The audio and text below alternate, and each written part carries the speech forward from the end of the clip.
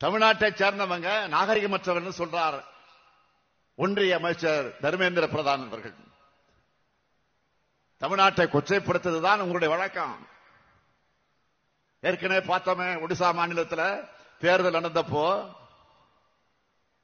மரியாதைக்குரிய நவீன் பட்நாயக் அவர்களின் செயலாளரா நம்முடைய தமிழ்நாட்டை சார்ந்த ஒருவர் இருந்தார். தமிழ்நாட்டை சார்ந்த ஒரு இருந்தார் என்பதற்காக பிரதமர் மோடியும் உள்துறை அமைச்சரும் தமிழ்நாட்டை எப்படியெல்லாம் கொச்சைப்படுத்தினாங்க. ஜெகநாதர் கோயில் கருவூல சாவிய தமிழ்நாட்டுக்கு திருடிட்டு போயிட்டாங்க. நாங்க ஆட்சிக்கு வந்ததும் அந்த கருவூல சாவி தொடர்பான விசாரணை அறிக்கையை பொதுவில் வெளியிடுவோம் அப்படின்னு பேசினாங்களா இல்லையா?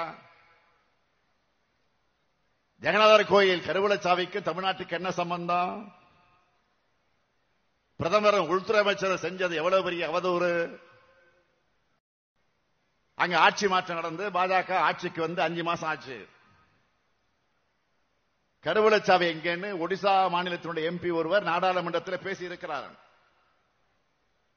தமிழர்களை திருடர்னு சொன்னதை உடனே வாபஸ் பெறுங்கன்னு அந்த எம்பி சொல்லி இருக்கிறார்.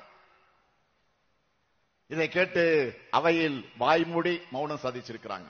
இதுதான் அநாகரிகம். அநாகரிகம் பற்றி பேசுகிற தர்மேந்திர பிரதான் அவர்களே,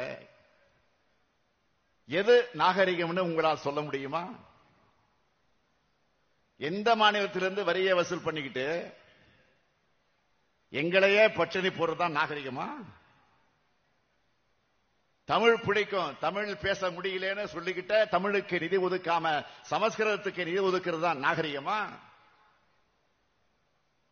தாய்மொழிய வலியுறுத்துறோம்னு சொல்லிக்கிட்டு அதை செய்யாம சமஸ்கிருதத்தை இந்தியையும் திணிக்கிறது தான் நாகரிகமா? குஜராத்தில் இயற்கை பேரிடர் வந்தா அன்று மாலையே 10,000 கோடி ரூபாய் ஒதுக்கிறதும்,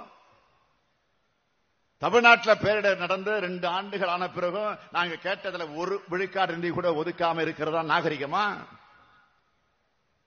ஒரே ஒரு எய்ம்ஸ் மருத்துவமனையை மட்டும் அறிவிச்சிட்டு 7 வருஷமா அதை கட்டாம ஏமாத்துறது தான் நாகரிகமா? நாகரிகத்தை பத்தி யார் பேசுறது? அநாகரிகத்தின் அடையாளமே நீங்க தான். அநாகரிகத்தை அராஜகமாக பயன்படுத்துறது நீங்க தான். இந்தி ஏத்துக்கலன்னா நிதி தரமாட்டேன்னு சொல்றதை விட அராஜகம் இருக்க முடியுமா?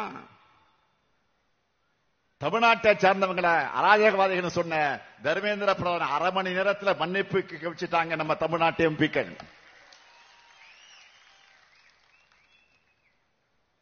இந்த போர்க்குணத்தை அவங்களால தாங்கிக் கொள்ள முடியல.